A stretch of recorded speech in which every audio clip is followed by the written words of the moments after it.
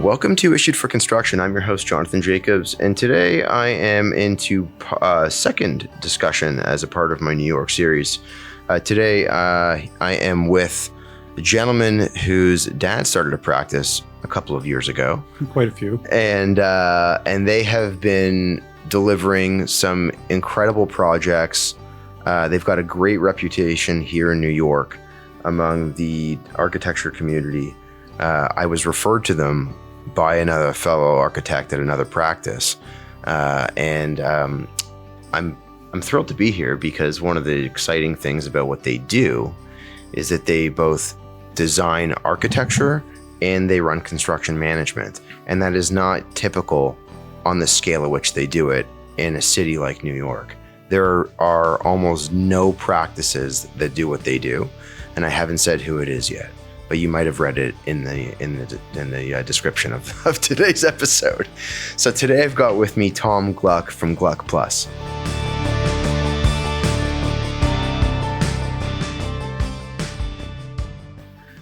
Tom, thanks for joining. Thank you for having me. Happy to be here. So important to note, you might, if you're a listener, you might say, design build. I get what design build is, and this is not design build. I want to say that because design build is, I think, a much lesser version of what you do. They might, in design build, you might have internal teams that are managing labor and construction, that are physically swinging hammers and constructing, and construction management is not that. So I just wanted to define that at the onset of this so that everyone listening is very, very clear. This whole New York series, going city to sit down with people doing work like Tom's, it's made me think a lot about how I actually make travel work for the business. When I started this business, one of the first real decisions I made was which credit card company I actually want to partner with, and it wasn't close. It was an Amex card. It came down to the benefits attached to it. When you're traveling for work, staying in hotels, flying out to see a project outside your own city, or even just trying to get away on a real vacation because you've been putting everything through the business, those points add up into something real. Fly into a city on points. Enough of them and you're flying business class. When you get to that airport, don't forget to stay in a lounge.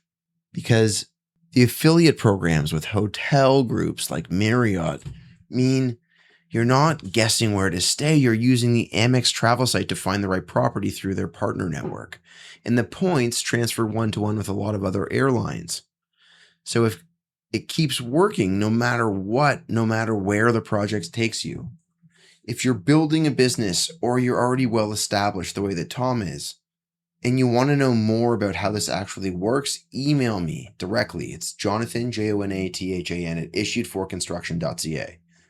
And I'm happy to introduce you to the people I know at Amex. And if you're enjoying this episode, a 5-star review goes a long way. You can follow along on Instagram. Look for the logo, same as what you see here. Full episode liner notes are available to you with more access to information. Thanks for listening. Now let's get back to Tom. So, Tom, I want to ask you, as I have asked everyone before you, where were you born? What was life like growing up in your early childhood? What kind of interest did you have? What led you down this path? We're going way back. Yeah, this is the origin story. Okay. I was born about 12 blocks from here. Okay. My mother teaches at Columbia University. Actually, she was still getting her PhD then. My father is an architect, graduated from Yale in 1962, I believe. And has been an architect practicing on his own pretty much since graduation. He had a couple of small short-term employment jobs in the city, but quickly realized he kind of wanted to do his own thing. Okay. When he was in school, he and a group of colleagues from architecture school would build houses on the weekend. Would build houses? Build. Okay. Yeah. They would go out to Long Island and build. They would renovate their rented apartments with skill saws and hammers and, things that were far beyond their lease. And so he essentially grew up as a child, but developed building and designing and practiced architecture here in the city since then. So he's been doing this for I just got off the phone with in a meeting on a project with him. He's 87 and has been doing this for 30, 50, 55 years now or something like this. Crazy. So pretty remarkable. It's remarkable. And the firm and the work has grown over the many, many decades or half a century, even from mostly single family residential to a pretty broad array of work that we do now. Okay. I certainly remember being a little kid and sneaking down the hallway and seeing my father building models in the living room. Out of what? Out of, at that point, basswood, foam core, cardboard, things like that. Okay. Architecture is a tough profession. There were late hours and it was a small office then. It was 1 or 2, eventually 5, 6, 8 to 10. And now we're about 35, 40. Okay. So I grew up with it. On the other hand, as a kid, it's kind of, you just assume that that's just, that's what life is like. I did not know I was going to be an architect from an early age. I wasn't one of those, there's some people who knew from the very beginning that's what they were going to do. Right. The other big influence, I think even on me as a person, but certainly even professionally, is my mother, who taught modern Japanese history, retired from Columbia only a couple of years ago. So when we were little, my brother and I, she would do research and be on sabbatical and go to Tokyo, and we went with her. So we grew up in Japan, in Tokyo, for 4 years at different times when we were really little. So you had this influence of being able to see Japanese construction, very different, totally. Culture, aesthetic, a different relationship to outdoors and indoors. And again, as a child, so subliminally more than, something that you pick up and then go study intentionally. Right. I had I'd say a really seminal experience when I was there on the 3rd trip when I was 16, where I got a job during the summer in Kyoto, working for a master Miyadaiku, which is a master tea house builder, through connections that my father had made when he had worked there the first time we were there. Okay. And it was I was able to join for a summer. And this individual was a living national treasure. He needs permission from the emperor to leave the country. He's been designing and building traditional tea houses for literally hundreds and hundreds, not him personally, but his family. Yeah. There's this long history and tradition of craft. And how the hell did you get a job there? Well, it was through a connect, because my father, when we first went, he worked at Takenaka Komten, which is a big architectural and construction practice there. Okay. And made friends. And this was before Westerners were as common. And so it was a unique and unusual experience. Which is why I asked the question. Yeah, exactly. Yeah. And so it was an amazing experience. So it was basically a series of favors. The typical apprentice. I lived with the other apprentices. It's a 5-year apprenticeship program, and the first 2 or 3 years they spend supporting the work in the shop and in the various construction sites, building their own tools before they actually do any work on a tea house. Building their own tools. Yeah, that carving the handles for their chisels, making the blocks for the planes. And so what did I bring to the table other than being a bit of an anomaly and, and probably a bit of some comedic relief for everybody. But it was phenomenal. We'd wake up at 5, we would clean the shop, we would stack wood for the master builder, and then sweeping, carrying things. That was the extent of what I did. But I was witness and got a real taste of, I think it was the first time I got a real taste of the aesthetic and craft and concept of working with natural materials and the relationship between built space and outdoor space, because it's very fluid in Japanese architecture, especially in highly ritualized programs like tea house, the tea house ceremony and construction, which is very, very refined and limited and evolved slowly, literally over millennia. For those that are unaware, that are listening, can you explain the relevance of the tea house so that people can understand how important that is to Japanese culture? Sure. It plays a very important role culturally in a lot of it is not a religious ceremony, but it is a parallel to a lot of religious ceremonies, Buddhism and Shintoism. And it's highly ritualized, so that it's very prescribed. It's a long process of witnessing the making of the tea and then eventually, of course, serving it and tasting it. But it's less about the consumption of the beverage than it is about the whole craft of the process and the spaces within which the ceremonies are generally held have that same long tradition of refinement of very, very simple spatial requirements. And it really has to do with the molding of and shaping of one specimen column of natural wood and the way it joins the footing, which might be a specially chosen natural shaped stone. So it's it's extremely nuanced and detailed, the differences from project to project, and highly refined.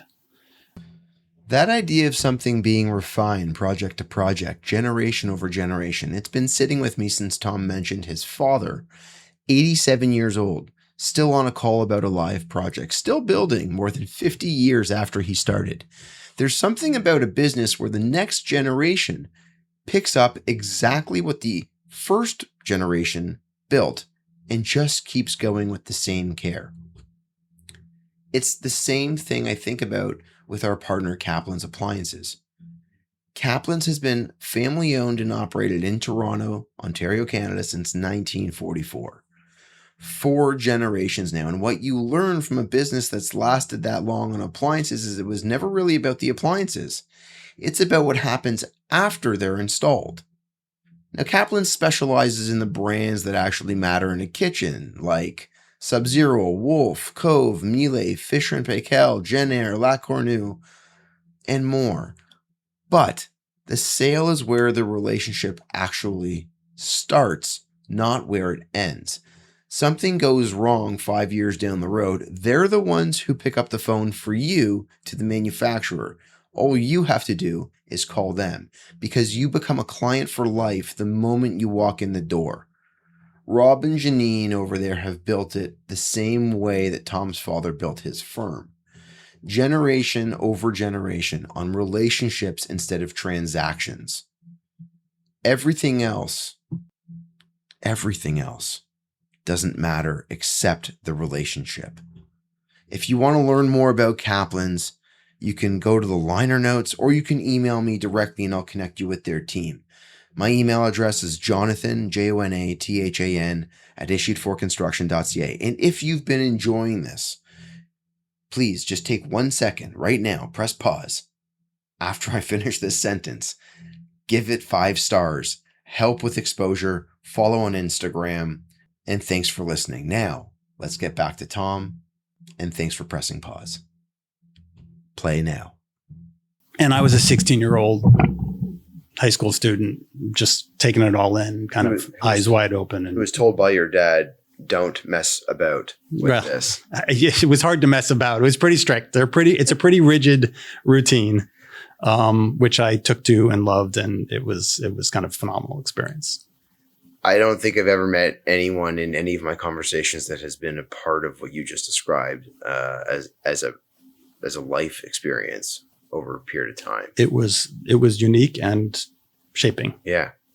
I mean, and I'm also very rarely kind of stupefied as to what question I want to ask next because I find this, I have like a visual of you working on crafting the tools.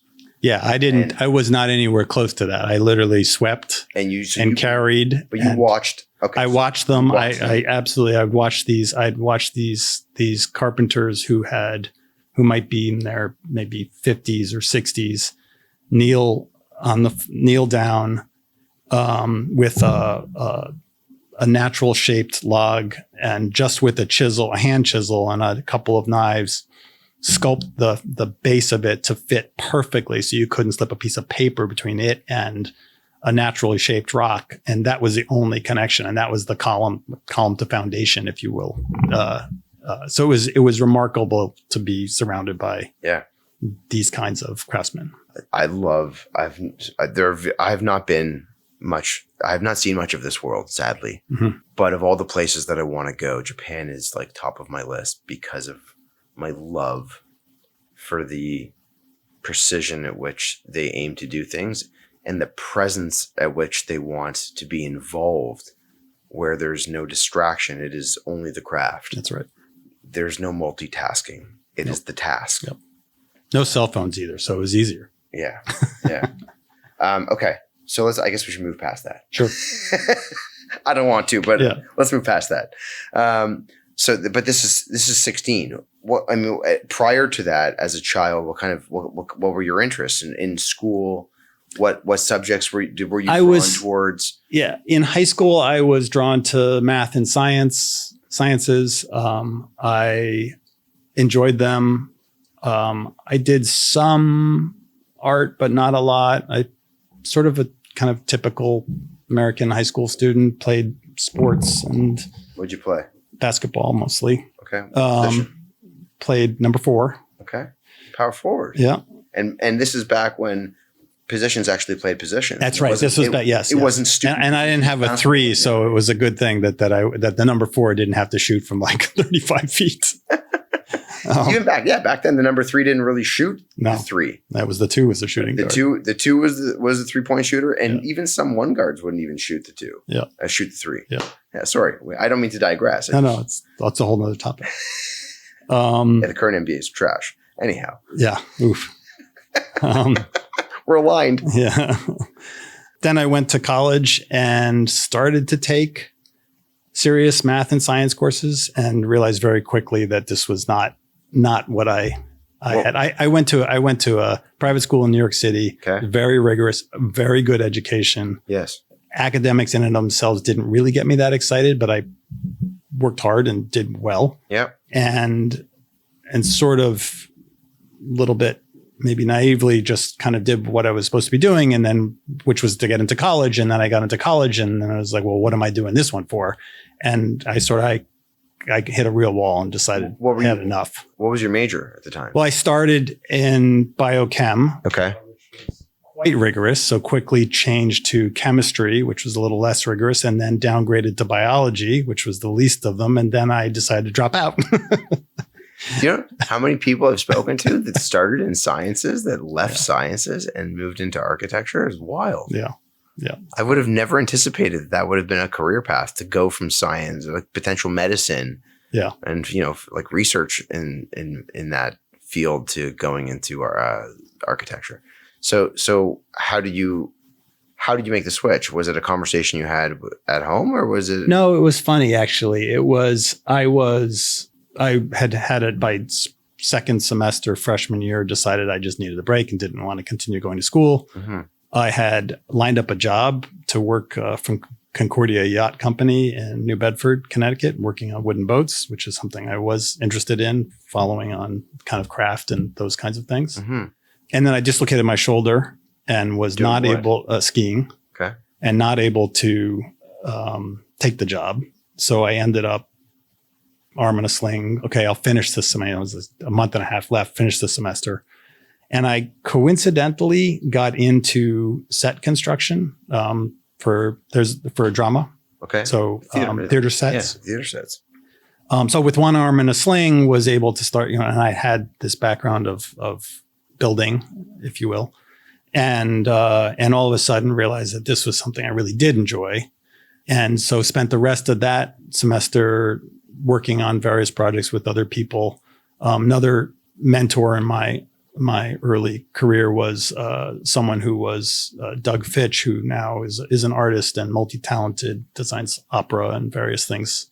General, all around, incredibly skilled visual artist. And he kind of got me involved. And then I started designing sets for theater. I think probably at the beginning of my sophomore year. And that's when that's when I got it's funny because I had grown up around design and architecture, but never really done it or considered it as a field. And through set design, realized that I loved it. And I kind of got into it from the construction end, and then turned out I really enjoyed the conceptual front side of it. And that's pretty much what I did for the rest of my time in school. I would just serially design and build sets for theater.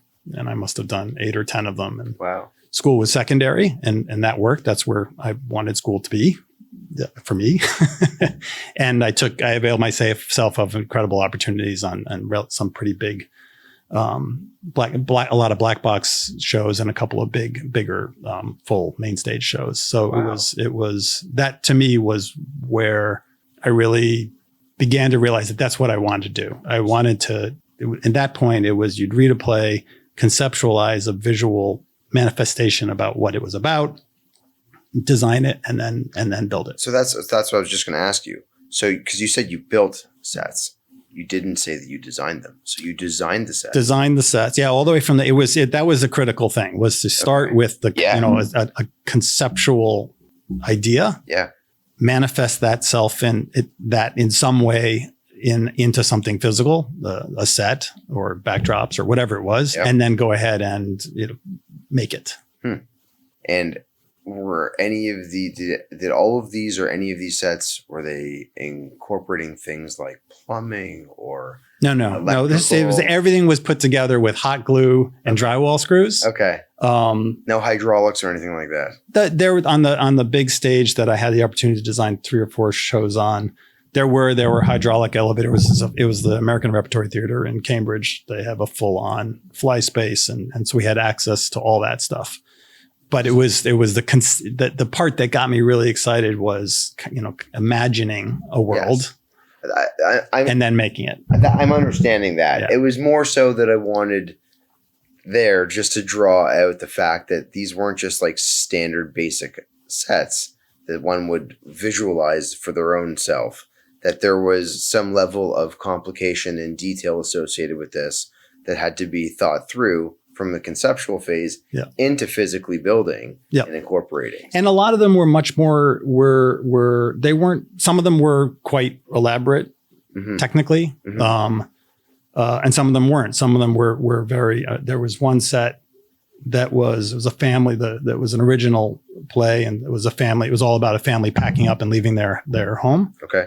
And so there was very little construction that had to be done. It was just cardboard boxes, raided the prop room and put all the bright colored projects we could find on the space. And then throughout the show, they packed everything up, and the whole space had been painted cardboard brown, like I color matched the cardboard. And by the end of the show, everything was cardboard colored. And it was over the course. And then the relationship between the family and the trauma of moving and all the things that the actual story was about, the play was about, interesting, were manifested in. So that required very little of anything. Other than some creative, thinking how it was going to unfold. Yeah, which is pretty much everything in the play. And that was the exciting part. And then others were extreme, where I recreated landscape in around Stonehenge and covered the entire stage with styrofoam, and carved it and sanded it, and then covered it with muslin and painted it so it looked like an entire portion of the Scotland Highlands or something. And really? so they varied tremendously, and it was all fun. And I think one of the things I enjoyed the most about it, and I think was really valuable as a young, designer, was that the turnaround time for this was so quick. Yes.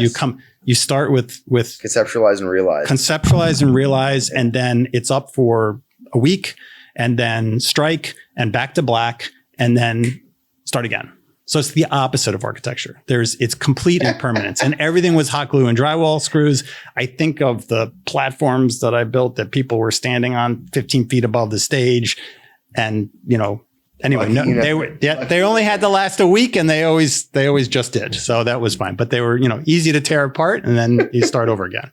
So that part of it was that feedback loop, though, between the whole creative process to being able to conceive of something, design it, realize it, with the retrospective feedback of having seen how you pulled it off and what worked and what didn't work, Right. and being able to do that again and again and again in a very quick time frame. Right.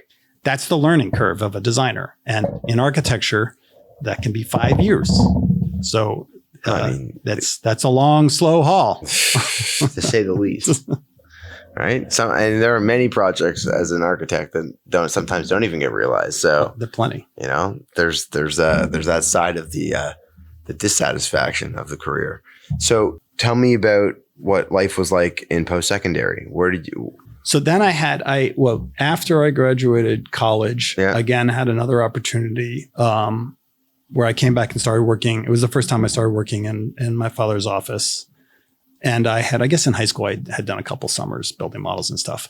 But for frame of reference, I meant post-secondary. Posts. Yeah. Secondary. What? So you're my question is brutal. Yeah, I know. It's been a long day for my brain. Started off this day with talking with Tom about stuff that I should have remembered and I didn't. Nonetheless, let's go and ask that question straight. So you finished you finished university. Yeah. And then what did you do? So then I had the opportunity to come back and work with my father. Yeah. I ended up. This was my first real apprenticeship in architecture. Mm-hmm. I did the drawings and supported the design of a house. My parents have a place in the Catskills. And I did all the drawings working with my father, and he helping me with details, helping me with drafting, really teaching me how to put things together. And we designed a guest house, about 3,000 square feet. And then after the drawings were completed, I went up there and spent the next 2 years building it. So It was me, a local carpenter and a laborer, and three of us over the course of 2.5 years built the whole thing. I mean, we had a plumber and an electrician, but other than that, we did the rest of the work ourselves. HVAC, you had someone. HVAC, we had somebody. Yeah. Okay. But we did the roofing. You were involved. You set the foundation. We set the foundations. We did. It's a heavy timber. Some of it's heavy timber. Some of it's stick frame. There wasn't much masonry. Okay. Just the foundation work. Yeah. And so that was a crash course in now real architectural. Things weren't put together with hot glue and drywall screws. You rest assured. And the structure still stands, and it still stands. And then I finished it. I guess towards the end of that, I had applied to architecture schools, got into Yale, and the building was enclosed and complete, but we hadn't done the finish work. So then the end of my first year of architecture school, me and 3 or 4 friends all went up there for the summer, and we did all the interior work. So we finished building it out over 3 months. Yeah, over 3 months. Wow. The sheetrock had been done. It was carpentry stuff. Yeah, but still, I mean, there were 4 or 5 of us. It was fun. I would imagine so. Did you guys drink any beer? There may have been some of that. Okay.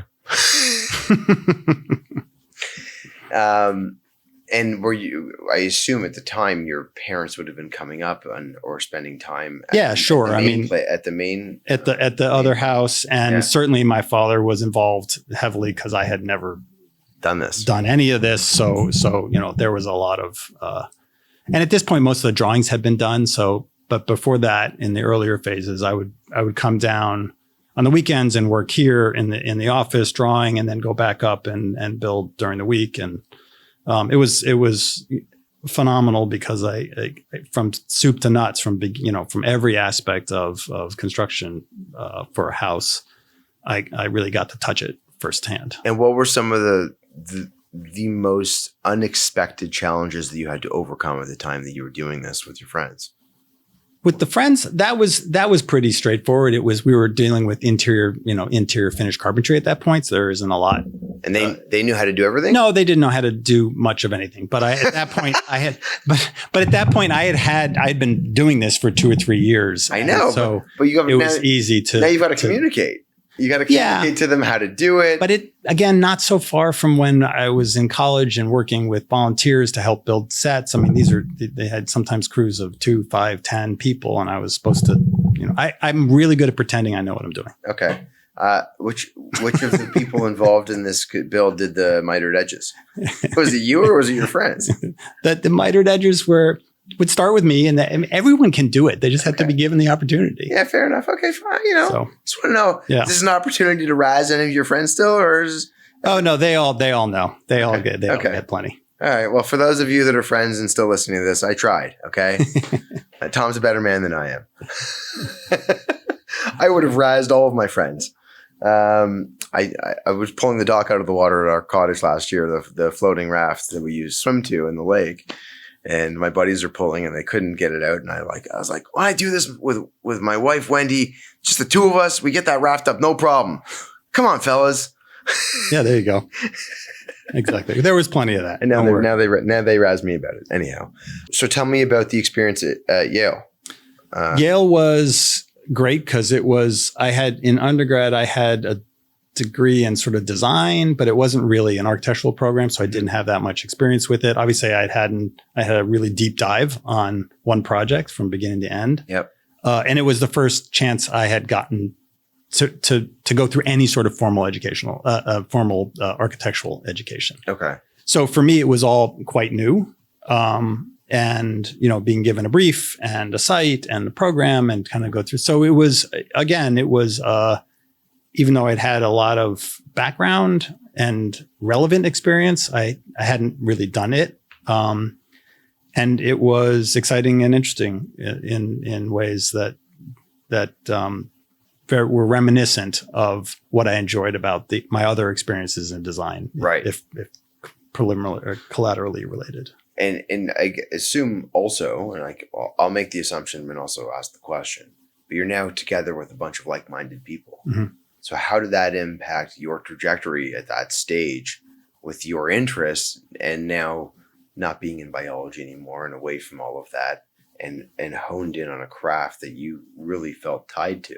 Yeah, I think I found this in the drama in the set design world in undergrad. But these were sort of my people. These were the, completely dedicated and interested in all these aspects with all different backgrounds, which could bring, different approaches and perspectives to things and open my eyes to things that I wouldn't have seen or wouldn't have thought about, but all interesting and something like fundamentally important to the things I wanted to do. So it was, and I think that's true.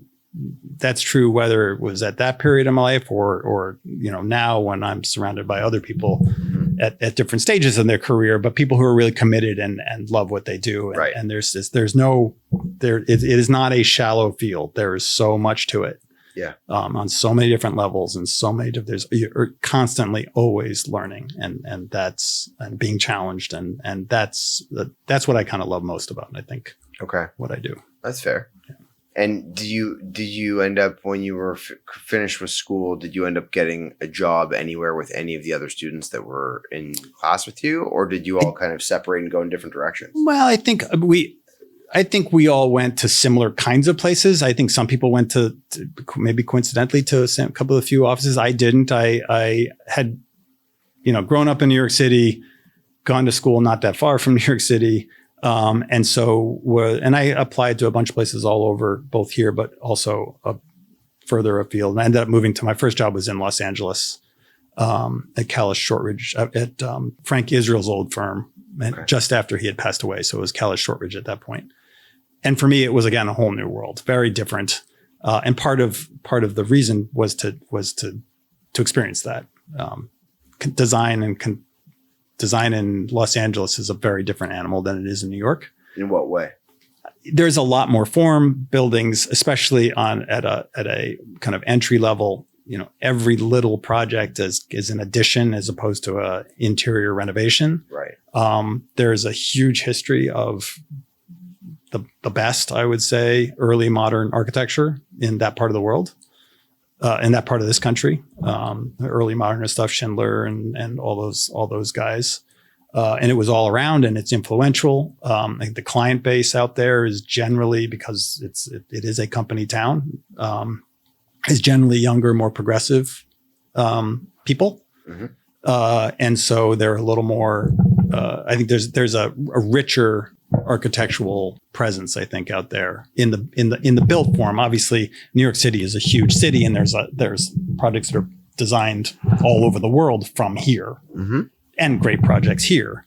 But it's also a very dense city and has a lot of history and is a lot more interior space. Right. Yeah. And a ton more heritage properties that require a lot more for approvals. Certainly all that. Yes. So where did you land coming out, and what were some of the projects that you got to work on? So when I was out there, I worked, it was primarily single family residential. Okay. I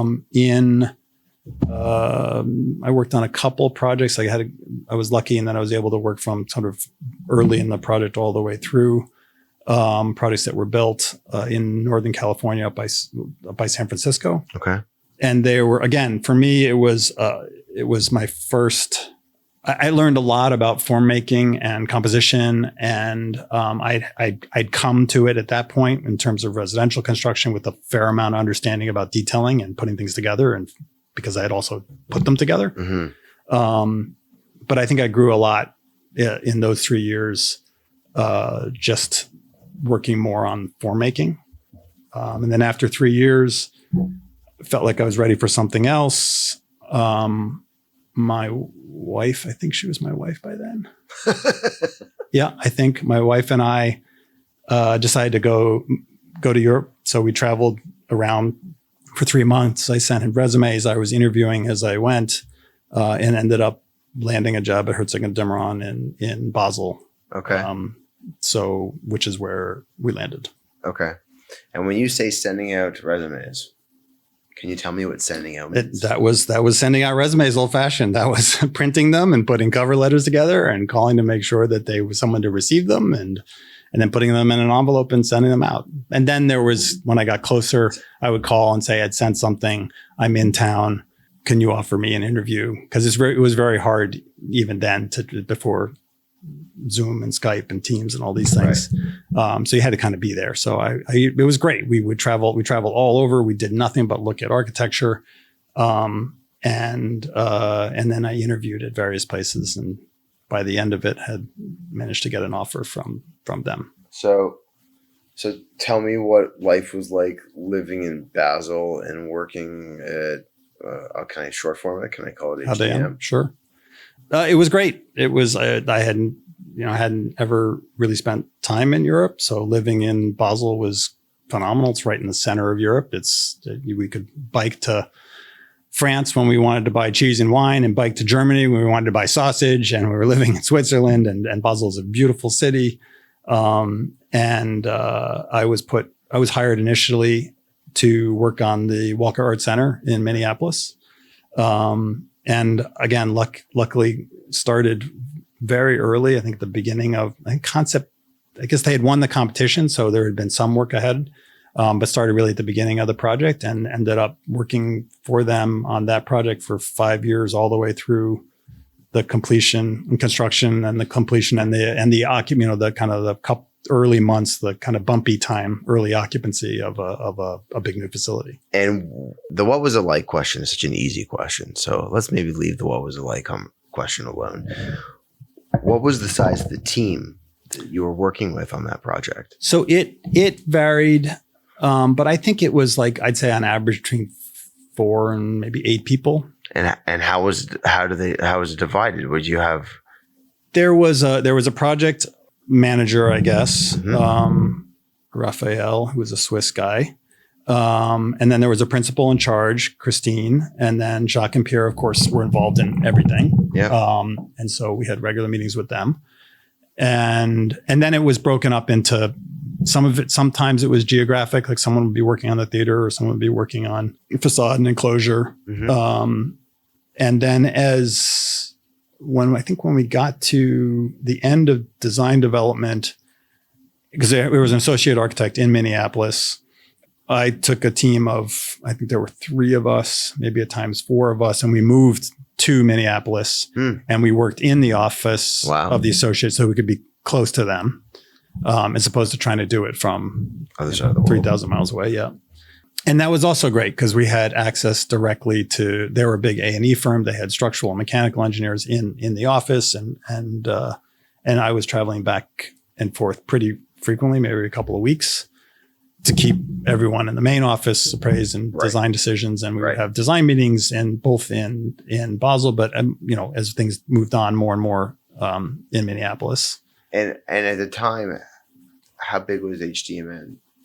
When I started, it was about maybe just under 90, and now it's quite a bit bigger. I had a friend who I met when I was there who just came through with his kids visiting us in New York, and he no longer works there, but it's in the hundreds now, almost short of 300, I think, or something like that. And so when you think about that, and they've got offices all over, like the challenges associated with running a practice that is global, it's hard. It's hard. It's hard to maintain the same vision, and they've done it largely for many years. They have. So when you started on that project, had the construction started? In Minneapolis, when we moved? No, prior to moving. No, when I started, it was in schematic design. It was. Yeah, we hadn't started anything. So we did all the design work in Basel. Then we moved for the documentation work to there, and then we moved the team, and I moved from the associate architect's office once construction started to the trailer on site, so that we could be closer to construction. And then we spent the 2 years. There working at that point very closely with so we had someone from HGA, the associate architect, with us on site. And then we started working very closely with the contractor because we were right there. Right. And it was all in the name. This was not design build in any shape or form, but having that close collaboration and being right there. So when there was a question, we didn't have to get on the phone, wait for the weekly site visit. Literally just grab the hard hat, walk across the street, and you're on site. And if the construction manager had questions, we were literally right in the office right next door, and they just open the door and say, "Hey, can you come look?" And so that seamless, that collaboration and that integration, I think, was critical. Especially we were doing a lot of things in that building that were not kind of normal to kind of typical construction. And I found it very valuable. I didn't realize it at the time, but it was, for a traditional design bid build project, it had a lot of the same elements that I enjoyed, which are not just the design and detailing of a building, but also really, really understanding and seeing it come together and working out, things on site, problems that have to be fixed or opportunities that can be taken advantage of. And so I enjoyed that. It was great. And I didn't realize it because I didn't realize where I was going to end up or how it was, but that design build would be such a big part of my career. Right. But it was quite fortuitous that I had that kind of opportunity. That's the best. Like, that's in design bid build in a traditional delivery method. It was sort of the best version of it, where we really, really were collaborating as a team, all of us. That thing Tom described with the tea house, the joint so precise you couldn't slip a piece of paper between the column and the stone, that stuck with me the whole conversation, because the same standard, no gap, nothing loose, nothing that lets the outside world in where it shouldn't, is exactly what I think about with our partner, the Doors. They build high quality aluminum window and door systems, and the whole philosophy is that fit. Not just how it looks, but how it performs. Air isn't moving through these assemblies. If you're building to passive house standards, maybe you don't want to get it certified, but at least to the standards, they have systems built specifically for that level of performance. And design-wise, the frames are engineered super low profile. So what you actually notice is the glass, not the metal around it. That's a harder thing to pull off than it sounds. Martin and Marta run it as a husband and wife team, and they service all of North America, including the Bahamas and the Caribbean. So whether you're building here in Toronto, somewhere warm, or somewhere that needs to hold up against real weather, it's the same standard of fit and performance either way. If you want to learn more, head over to the liner notes. You can connect with them there, or you can email me. It's Jonathan, Jonathan, at issued4construction.ca. And if you've been enjoying this, take 1 second, give me 5 stars on whatever platform you're listening to. Follow along on Instagram. And thanks for being a part of the Issued for Construction family. Now, back to Tom. So you had a design architect, an associate architect, and a construction manager all really working together to try to make it happen.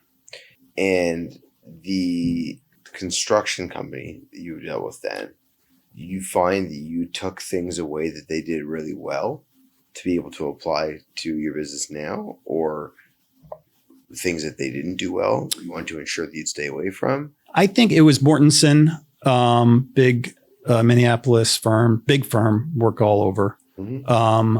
I think the Walker Art Center is a very important institution in Minneapolis, which is a smallish city. Yeah. And I think that's partly why it was such a good experience. I think everyone recognized, I'd say the client involvement was also very collaborative and intense. Who was the client? Well, it was the Walker Art Center. It was Kathy Hobrecht was the director at that point. And Richard Flood was the chief curator.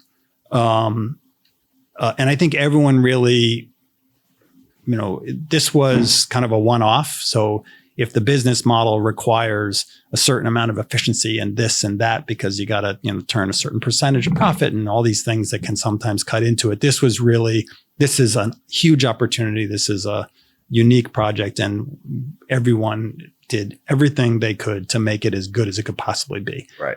That's the attitude that doesn't always exist, and is when it does happen, which we're in control of when we're actually design building ourselves. Yes. But when it happens in any form, even if it's design bid build, is completely elevates the project. And in my personal experience, is the most rewarding, because I love construction. I like talking to not just general contractors and construction managers and, project engineers and all those kinds of titles, but the plumber, the steel, the fabricator, all the, the trades. Yep. And that's what I also love about what I'm doing now. So I guess conclusion of that project, you have now your first experience of being able to see something go again from conception, from concept. Yep. Conception. Yeah, I know. It's just whatever. To completion. And it's rare that you get to start at a practice and see that as a first project. Yep. It was very, very rare. It was a great opportunity and just lucky. Yep. Yeah. So what happened next? Did you start on the next project? What No, it was moved to Switzerland, lived there for 2 years, then moved to Minneapolis, lived there for 3 years. Our son was born in Minneapolis. And I was able to stay not just through construction, but in also the opening exhibit. So all the artists were installing. Come on. And I stayed, and I was working full time until 3 or 4 months after the grand opening. There's always little things that have to get worked out. So it was really a complete view, because you see not just the building done in the punch list, which is where, in TCO, which is sometimes the end of a project, but also move in and experience it. Yeah, the whole thing. So it was really see visitors coming in and their awe, and you get to hear whispers. And people are curators using the spaces and staff working in the offices. It was amazing. It was tremendous. So I could have and was offered to move back to Switzerland and do another one. Of course. And I was at a point where I thought, I'm not sure I really want to live in Europe for the rest of my life. And I'm kind of hopping. Yeah. And they're portable. When they're little, they're easy to move around. They're portable. And reference like that. And so we ended up, I just decided, and my wife's was doing all sorts of crazy things at these times. She's in development. So she had been in Sierra Leone and then got a master's degree in public policy. So we decided to move back to New York. And I decided to come back and start working with my father again after, I guess, however many years that had been, 8 years or so since. 7 years. Yeah, something like that. Wow. Okay. And your dad was accepting? He took your resume? Yes. He took my call. We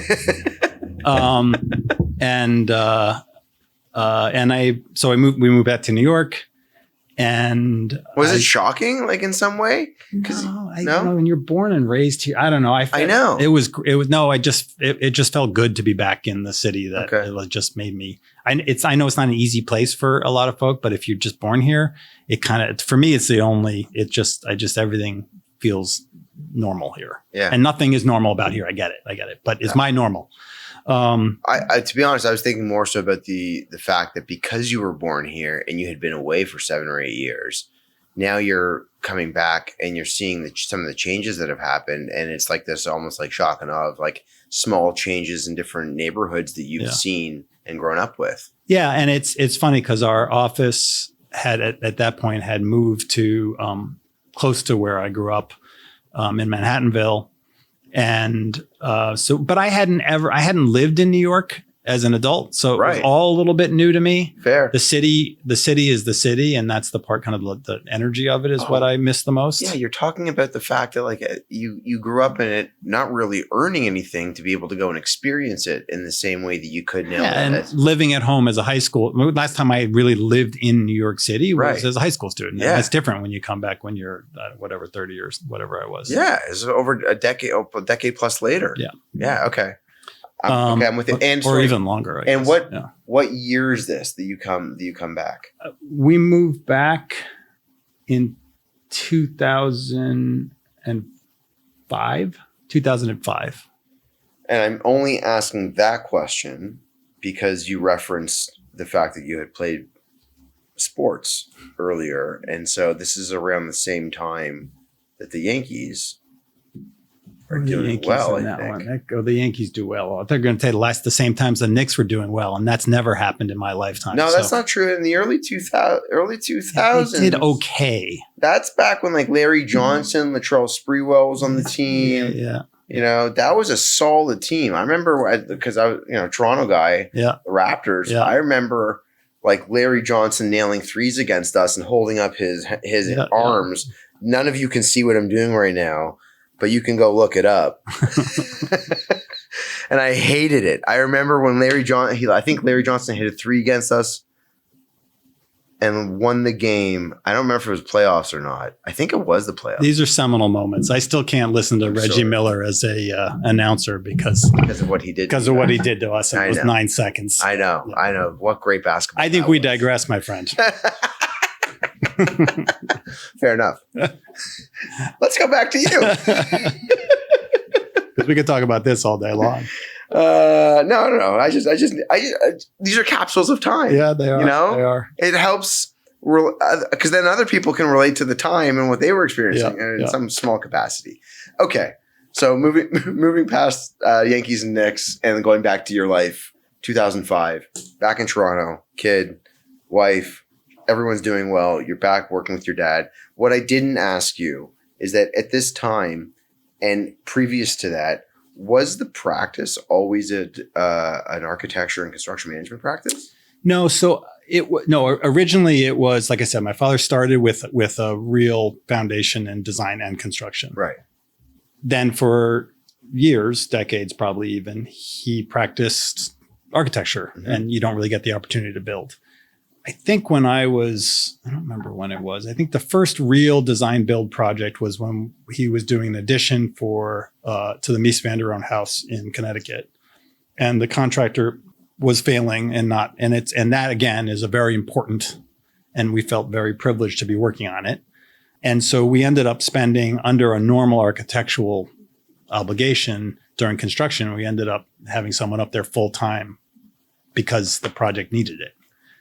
And it wasn't fully compensated, but I was going to ask that. It's never fully compensated. Thank you. So, but again, this is a Mies van der Rohe house, and is feeling a certain obligation to fair. But I just want to say it again for anyone listening and always quarreling with the fact that fees are the biggest failure that can happen in this. It happens all the time. Yep. And then, so we got some real hands-on experience, which wasn't difficult for the office to accommodate. And then I think the next residential client, the bulk of the work was single family residence at this point. I think my father, who's always been he's a bit of a maverick when he doesn't shy away from, risks and AIA saying not to do this and not to do that. If he thinks it's something that's going to make a project better, then that's it. That's what's happening.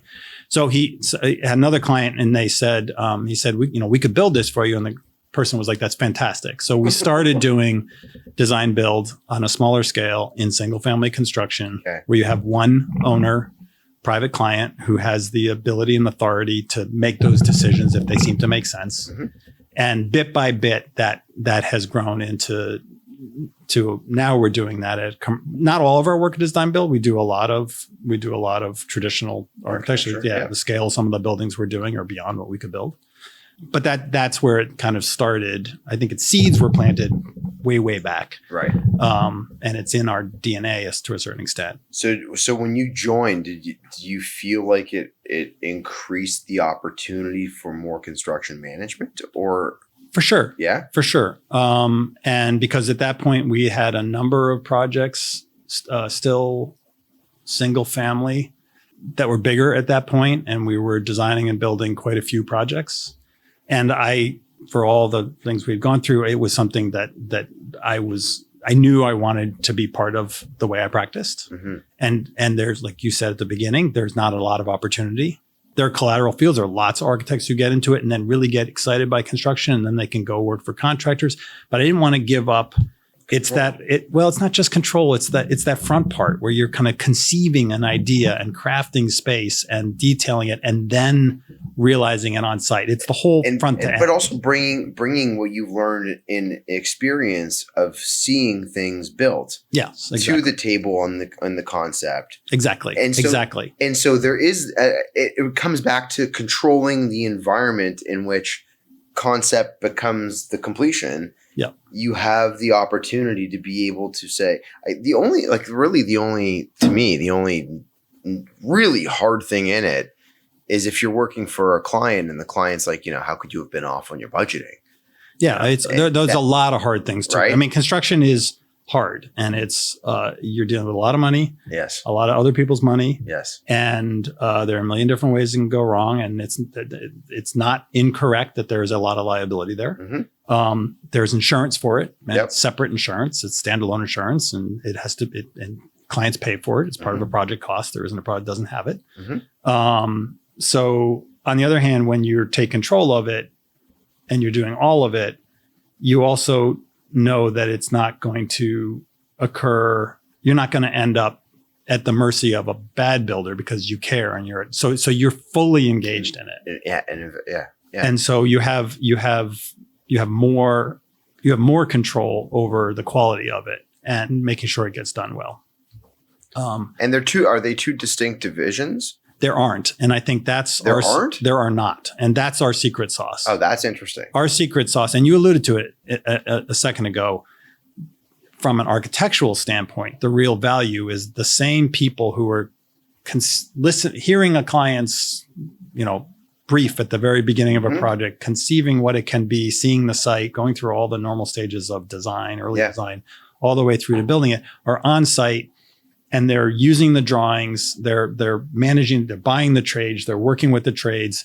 And then when they come back through to the next project, when that feedback loop is completed, they see things differently. And so they understand where cost is in construction. They understand where hidden cost is, what alignments and details are just missing. Architectural kind of follies and please us, but don't really serve the project, or where they really are critical foundational elements of a design. You're aware of them, and you can make sure that you use them appropriately and make sure that they're managed all the way through so that they come off the way you want. And construction, I hear a lot of architects, and construction is this period of dismay where it's just never ending compromises. Oh, we wanted to do this. We tried to do this. We had to VE this. We couldn't do this. We had to lower the ceiling.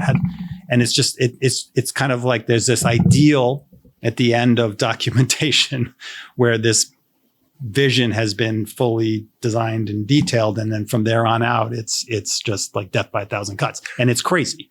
It doesn't need to be that way. But a lot of people say, oh, the contracting world is not what it is. It's the architects who need to take responsibility for this. It's the architects who make most of these problems. because architects don't understand how things go together. Sequencing, you can design something, but it's a difficult sequence on site. You could design the same thing and achieve the same goal, but if it's detailed differently, it can happen in a seamless way, which doesn't delay the project, it doesn't add cost to the project, or speeds the project up and reduces the cost. So, and those things you cannot, we feel you cannot distance the practice of architecture from its making, and you cannot relinquish all of that knowledge to someone else and then bitch and moan about it not going the way you wanted. What you are describing right now is what you experienced when you were 16 years old. Yeah, and all the way through my career. Yeah. Designing and building sets, yes. Working on the Walker Art Center, yes. From beginning to end for 5 years. Yeah, no, exactly. And it's so powerful. So, okay.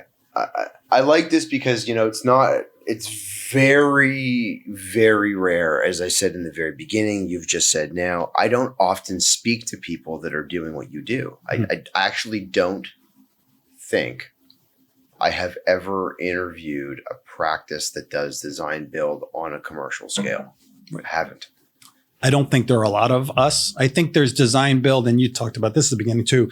Design build on a commercial scale is what we usually call build design, because there is, and more now across the country, and even in states that have been slow to adopt design build, like New York, is mostly build design. The contractor has the lead. They hire an architect. A lot of times they hire an architect the same way they buy a plumbing vendor. So they're buying toilet fixtures from American Standards and yes. American Standard. And if it's not, they don't get a better price from someone else. They go to someone else. 100%. And they are in that structure. It's understandable. They are on the hook financially for the design and the construction and the schedule.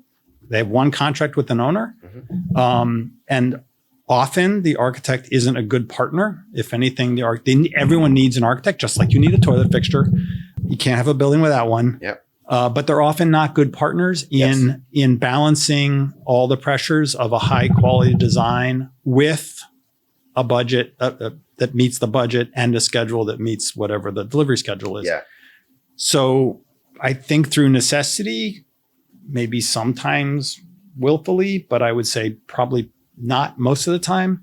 The architects very much limited in their impact. Mm-hmm. So what we do is, and coin this phrase, architect-led design build. So we're the architects. We are the point of contact, one contract, or basically one team. Yes. If not one contract. And it's managed and run by architects from beginning to end. Right. And your construction administration essentially is your construction management. We have construction administration legitimately under our architectural services. You do? Well, because there's submittals from mechanical engineers that fair enough. So there is a scope that is, and construction management. That's so when we're scheduling the job, when we're running the job 100%, right? We open the gates at 7, we close the gates at 7. We have, if you're in New York City, it's the site safety and 12. You're running jobs. Well, I'm just construction. The project manager's role never ends. Yeah. So it's job. The most contracts. So let's say most contractors maybe work from 7 to 3:30 or 7 to 5. Hey, but the after hours running a project, there's lots happening. The office, the trailer doesn't close at 3:30. Yeah, fair. And I would also say this, and that is that as you get through, MEP and all that stuff, and you get into the stage where you're into finishes, there are people that are now staying. Yeah, there's some later. Exactly. So, okay, I'm clear on that. What I find really interesting about this is that there is a completely different view on the experience for the client when they're working with a practice like yours. It's different. It is just different. That's right. And I have my mind right now is like fireworks, and I'm trying to pull the questions in. There's a lot of questions to ask. So I guess one of the questions actually, this one's easy. Do you ever offer construction management without having done the design? Never. Thank you. No. I didn't think so. No, and it's because it's not that we couldn't. But our model is, and our goal is fundamentally, first and foremost, to produce the best quality architecture we can. Yes. And we feel it's critical that that includes construction and the knowledge of construction. Right. And that's why, of course, we have two legal entities and we have two sets of insurance and all that, all that stuff, right? But the success, which we also, by the way, glaze over in some capacity, which in itself is a sophisticated way of everything. And it mirrors what the industry does. Yes. We have a contracting entity. It is licensed as a contractor. It has contractor's insurance. Yep. And it's a whole.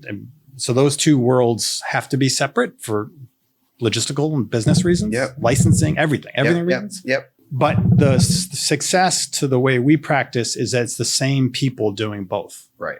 And what we have found is that architecture is, I would say, occupied by a large percentage of people who got into it when they were building blocks or playing with Legos because they liked putting things together. There's some architects who really don't like the kind of mess of it which is fine. There's a place for them, but there's not a place in our office for them. So we have no problem finding people who are geared to think this way, excited and eager to work this way. We can't pull from people in the workplace who have this experience because, like you said, there's no practices within which to get that experience. Yeah, well, where would you get that now? Where would you get that experience? But there's plenty of capacity of people who are able to take it on and are inclined that way and bring real value to our teams. Right. I actually know a construction management company in Toronto who largely do residential. They'll do some multifamily and other stuff, but they actually focus on hiring only architects as their construction managers. Yeah. And that's quite common. And whether it's at that scale or Siami or Mortensen or any of the big or any of the big contractors, there's a large number of people who trained as architects and work for them, because this is what's happened in the traditional industry. Architects don't have that knowledge base, so they do the drawings, and then someone has to turn them into buildable drawings, and or be able to bridge or translate from an architectural set of drawings to the trades who are actually building it. General contractors don't build buildings. Construction managers don't build buildings. Tradespeople build buildings. So that's 30 different trades, 40 different trades, depends. And that's where architects are valuable. And that's why they work. That's why this works, because architects can do that. Whereas when we've tried to hire from the contracting world, and we've tried this some, we have not been able to find people from the contracting world who can work on the conceptual architectural design end of things. But architects can work in this end of things. Well, there's an inherent difference in the way the mind operates between the two. Yeah. Right. One of them wants to understand how everything is coming together, and the other one simply just wants to get it done. Right. And there are people like, I think minds can do that. I think the architectural training that has you think about the way things, problem solving at a very broad urban planning, spatial, and then of course systems and structures and those kinds of things, is problem solving. A design problem is a problem, and so is construction. But there's an overlay of this other thing, and architects who can solve problems well, some of them can also solve construction problems well, and it's a little bit hard to go the other way. Okay, so I think anyone listening at this point can now fully appreciate what we've been discussing for the last couple of minutes, and just defining the value that this creates for a project and the ultimate outcome. What I would like to do is now talk about the evolution of projects that you've seen since 2005.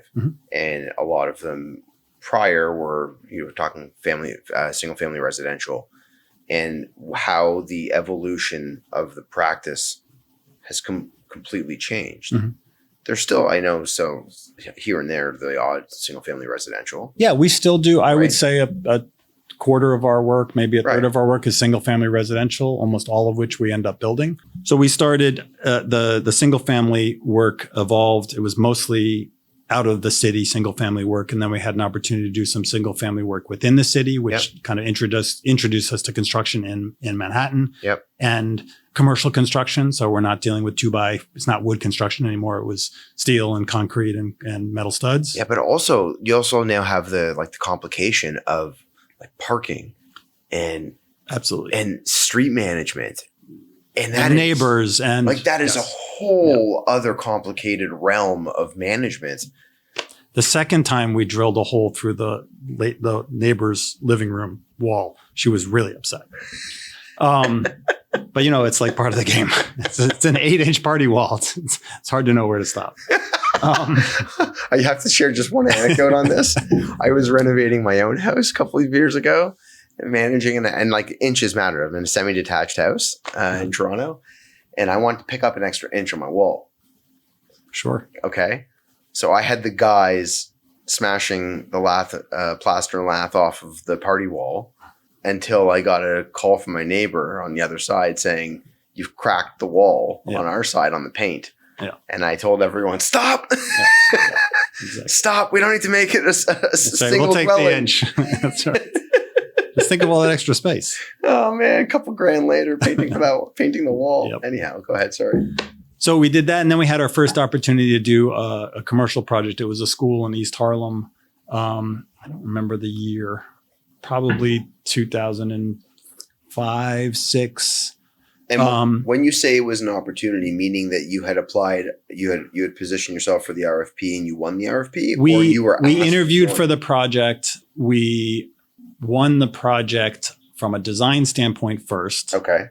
And then once we start, because really in the beginning, you have to, the process is the same. You don't have to know how you're going to build it yet.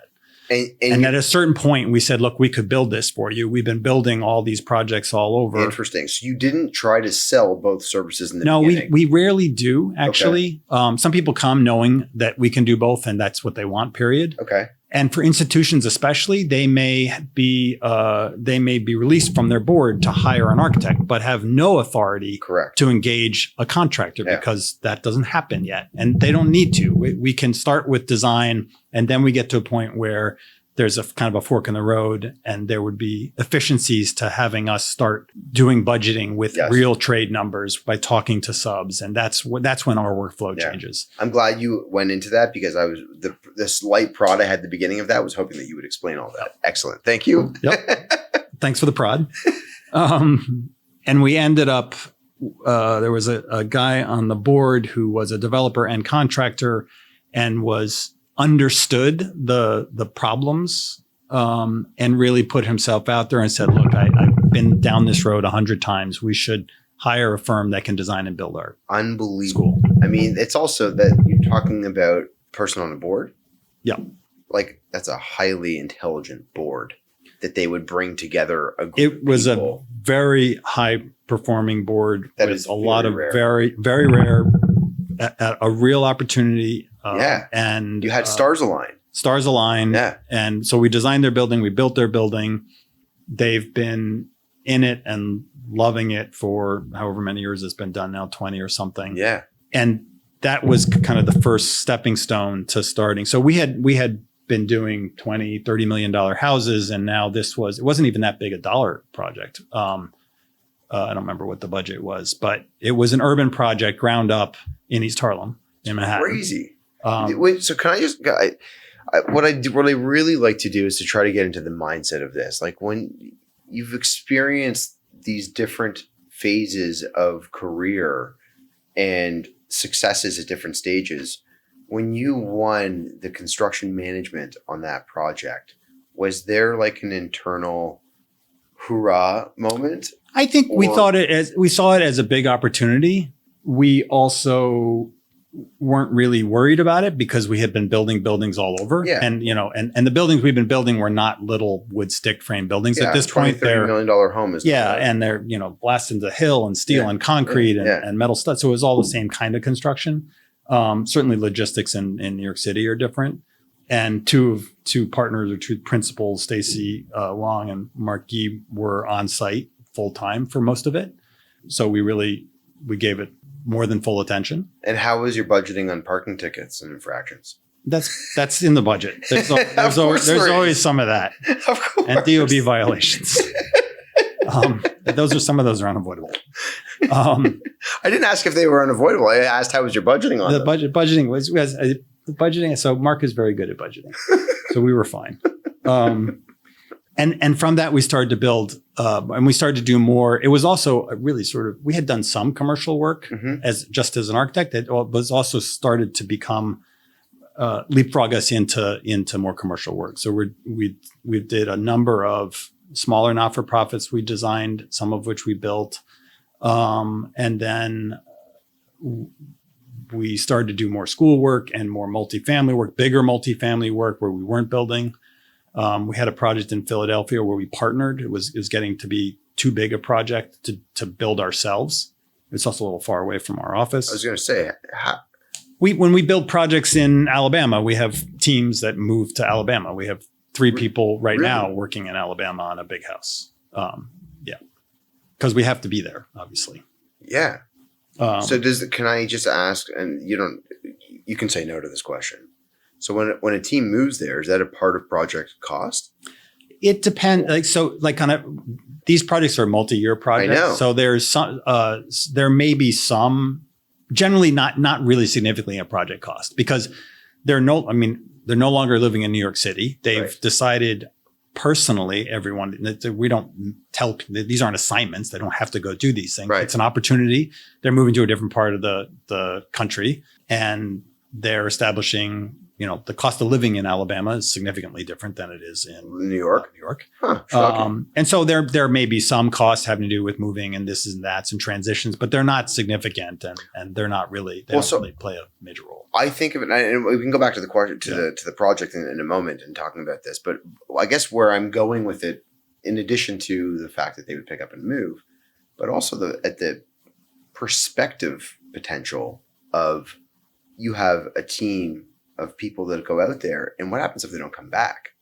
Sometimes they don't. I mean, it's not so the design build firms, we designed and built a house in Austin, Texas. Yeah.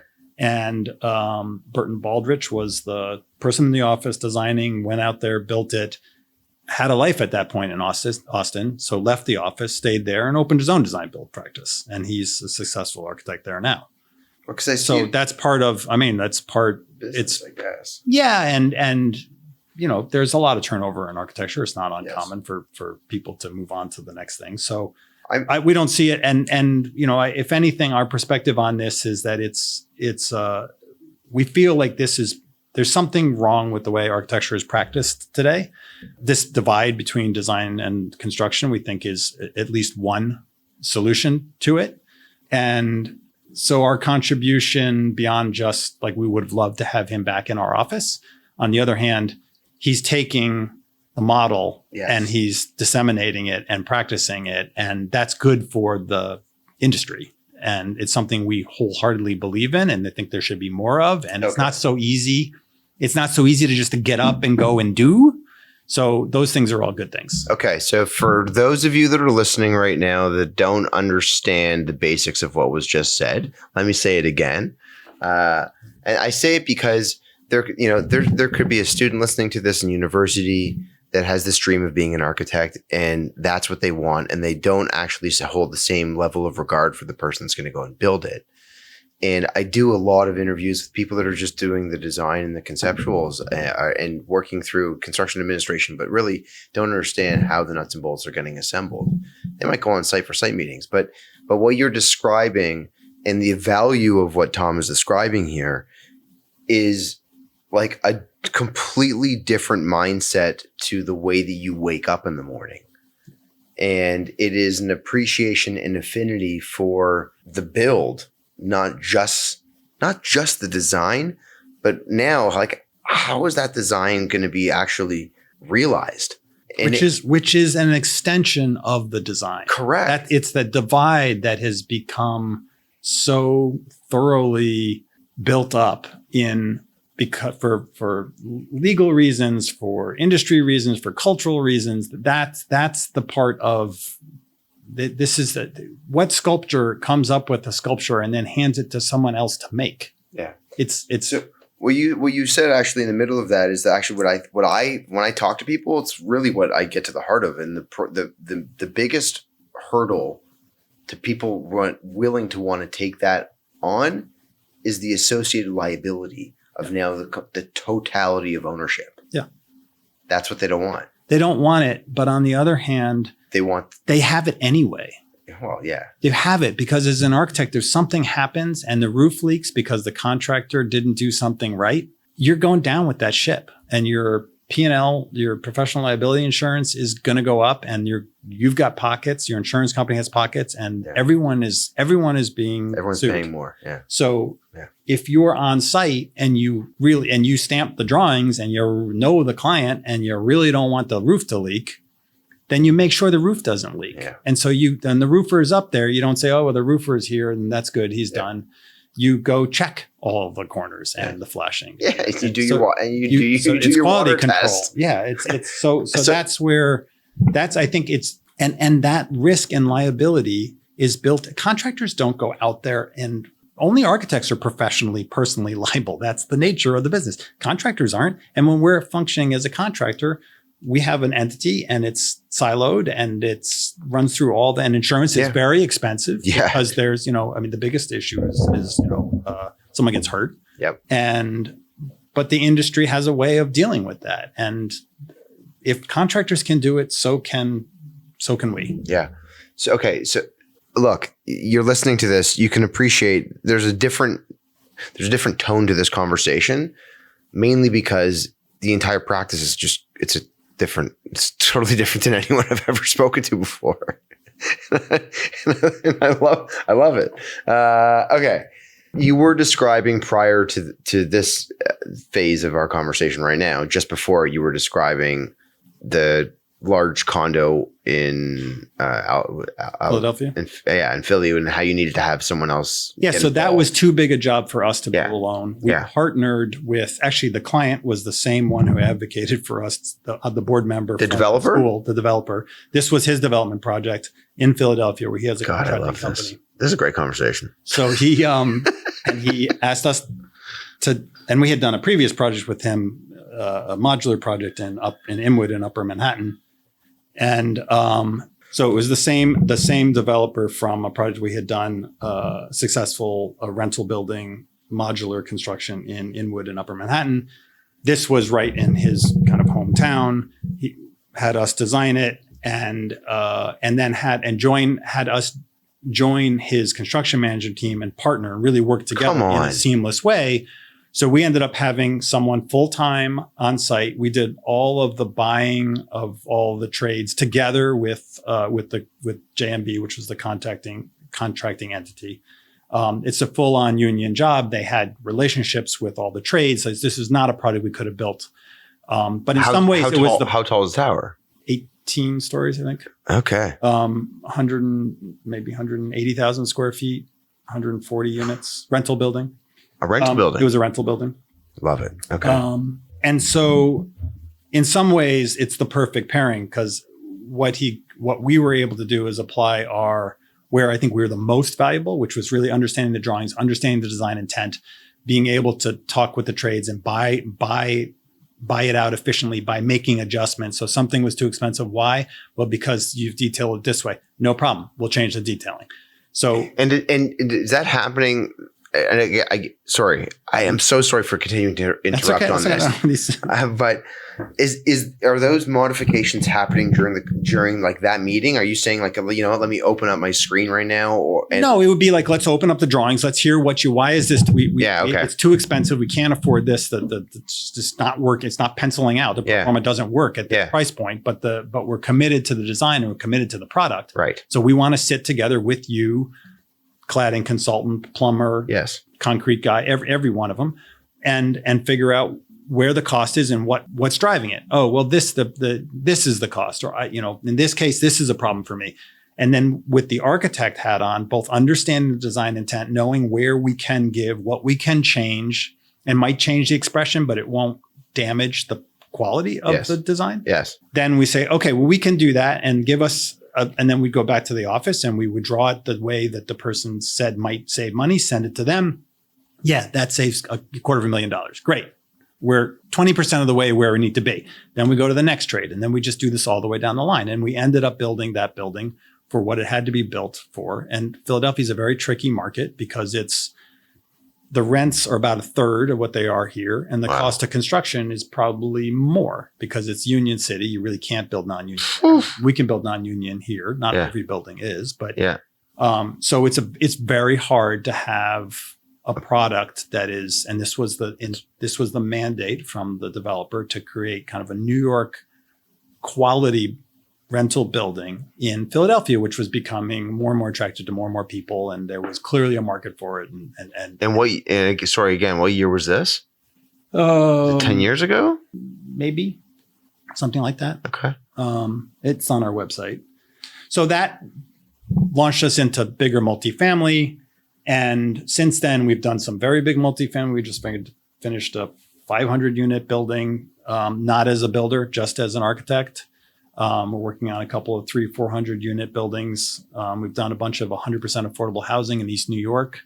This kind of launched us in terms of what's happening in the office into bigger work where we're not building, but we're all of the knowledge of having built is in it. And especially developers love working with us because we're sensitive to costs. We ask questions about what things do cost because we know where the costs are because we've bought them. We've been there. And that's something, and there's no one, it's not so simple. It's not that architects are not smart this way. It's just that it may be cheaper to build a block parapet in one building, but a poured in place parapet in another, and a cold form parapet in another. And it has to do with the specific trade. So if you can keep that open and keep that flexible and create some dialogue with a subcontractor, you can save money. I've been having my hand up in my mouth for the last couple of minutes because I'm like, I don't want to interrupt him. I want him. What do you want to know? I want him to keep going right now. What do I want to know? Gosh. Well, what do I want to know? I was just making another statement. Okay. So where I wanted to go with this was just that. So that launched the office into bigger work. Yes. Commercial work, a lot of multifamily work. 300 to 400 units. Like that's just a lot of units. They're big. These are big buildings. Yeah. These are big buildings. And school. The school led us into a lot of not-for-profit work where we started to do some smaller stuff, and then really got us into being able to, with confidence and with a track record instead of the stars aligning kind of thing, be able to go and say to a number of organizations that we can design and build your facility. So we did a tennis center in the Bronx. Hell yes. I was a tennis coach for 14 so years. You should go see you should go see it when you're here.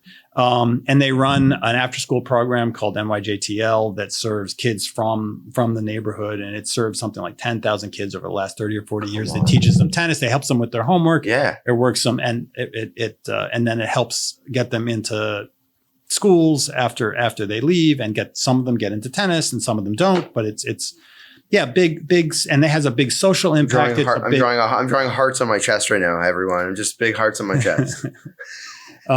Big social impact, big community impact, buildings that really affect people. Community. Yeah. Like you're talking about the same way that you described what you were experiencing when you were a child, you're now creating those types of environments for you say tens of thousands of students. You could have one kid coming through any of these schools, living in any one of these rental units, or going to any one of these community hubs, and completely changing the trajectory of their life. Yeah, and their buildings, they're made with the same integrated passion from design through construction, and they're real collaborations with the clients because we really demand, and they generally want to participate in a way that they can, instead of just having to make decisions between a bickering match between an architect and a contractor.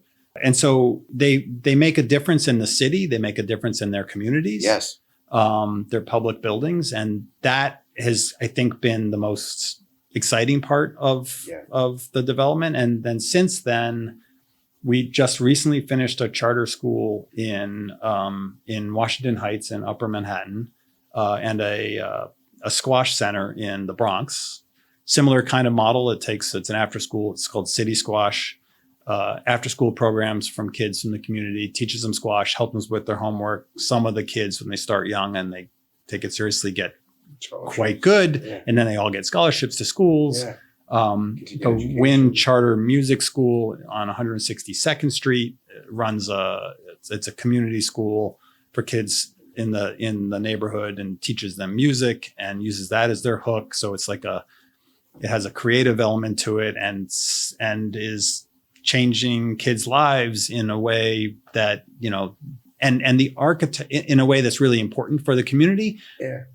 But the architecture, and we built that one, and actually we built all those, but the architecture as a mission, working for a mission-driven organization where it can really manifest and elevate their goals and their culture and their ideology and the work they do. Yeah. And then to build it and be there all the way through, and then to see it operating and then, successfully, and it's a part of the community. And that's where we're most excited and where we've been doing more and more of our work. This is not a knock to any other practice out there, okay? Because I believe that there's enough work for almost everyone in reality. But what I have to say is that I would not want to go up against you. And especially in these types of projects that you're describing. And the reason that I say that, and I'm not saying that to throw salt on anyone else, but the story that you have to tell sitting across from any of these boards is really compelling. Yep. You have a story that says that I grew up in this area. I've lived in this area as a child.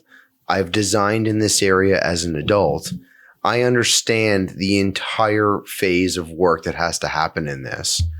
You'd be foolish to not hire us. Yep.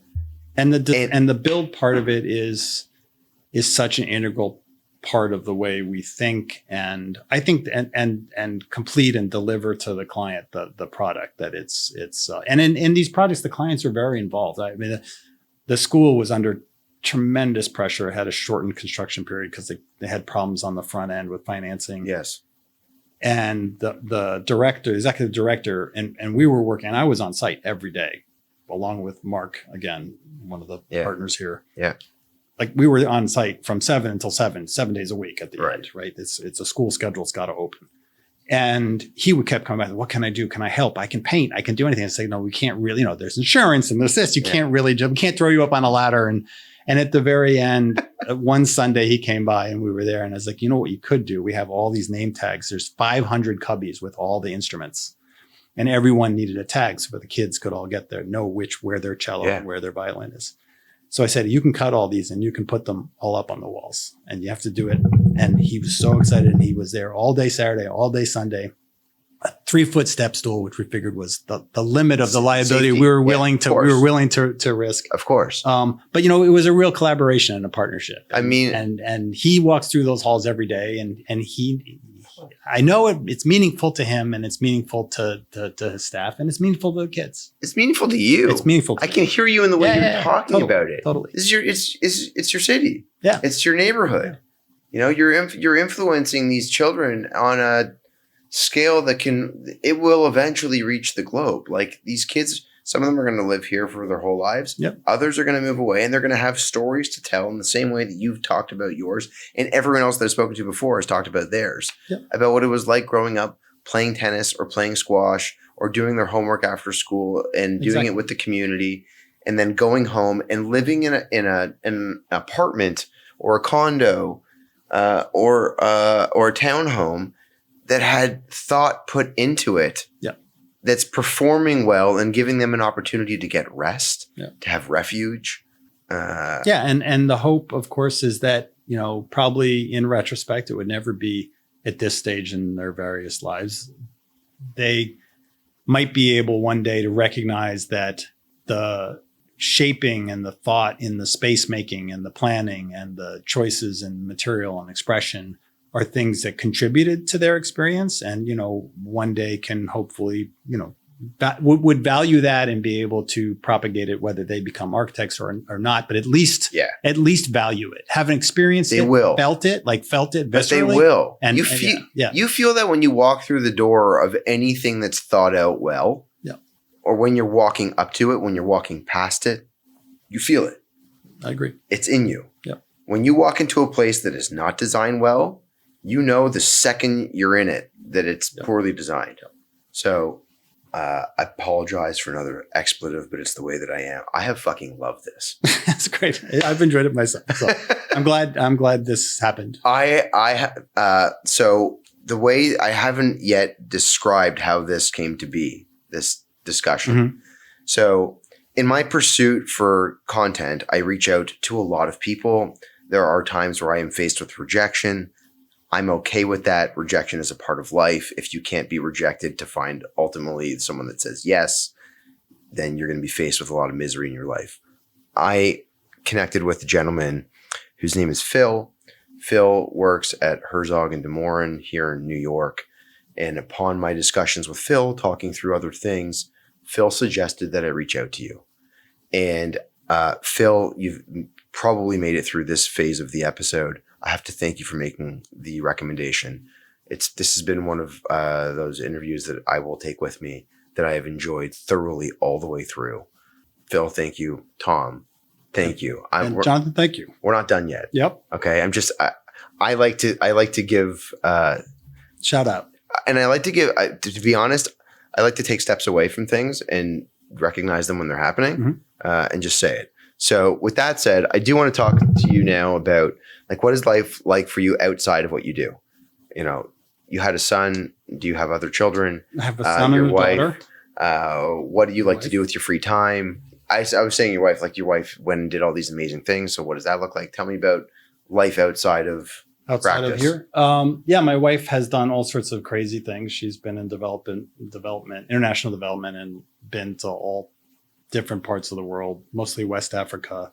And so she brings a different perspective to our lives, which is nice. Just a whole different level of need and difficult situations that people find them in, themselves in. Family is great. Son and a daughter. One just graduated high school. One's graduating college next week. Congratulations. Thank you. You're about to be empty nesters? About to be empty or nesters. Potential return? Yeah. He's living. They're swapping. He's living at home. Okay. And it's funny because on the weekends and on our spare time, my wife and I both enjoy projects. So we kind of do this for ourselves, whether it's do what? Making things, designing things, gardening, building, just furniture. So as the family has taken less time as they start to grow up. Yeah. We are getting back into those kinds of things. But this isn't anything that I feel like I need a major break from. We don't have tremendous hobbies. Like I'm not a track birds or, it's like, you're not going, I love what I do. It's what I like. And I don't like doing nothing. So if I'm not working here on things or on things, I'm working on other things. But similar kind of thinking and making. It's just, it's how I breathe. I thank you for it. I'm very, very rarely speechless at the end of a discussion. So I honestly I'll just thank you. Thanks for having me to your office. Thanks for agreeing to do this. Thank you for reaching out. Wouldn't have happened if you hadn't taken the risk. Right. Well, I'll tell you, the first time you and I spoke on the phone, I'm for those unaware, I'm a relatively persistent person. But when we eventually connected, I remember I was standing in the vestibule of the bank that I bank at for my business. And I was supposed to have a meeting, and I just I don't care. I'll just talk to him. Well, I hope you got the loan. I didn't need to know. I don't. No loans. No loans. No, I just had a meeting, but I just have this distinct memory. I'm like, oh, if we can chat like this now, this is going to be an interesting chat when I arrive in New York. Yeah, it's been fun. So thanks again. And again, one last thing I'll say to everyone is that one of the ways in which I try to bring people together with what I do is I curate dinners in Toronto, and then in other places that I go, I try to bring like-minded people together and have dinner together. I feel it gives us an opportunity to be able to share stories, talk about what's going on, get an understanding of the pulse of things, and then really just to be able to meet new people. So, we're going to be going out for dinner tomorrow night. There's some of us that are going out for dinner tonight. I do this kind of everywhere. So if you're ever a part of this, know that you become a part of a community that I'm trying to build. I appreciate being invited. Yeah. Okay. Well, Tom, thank you so much. Thank you.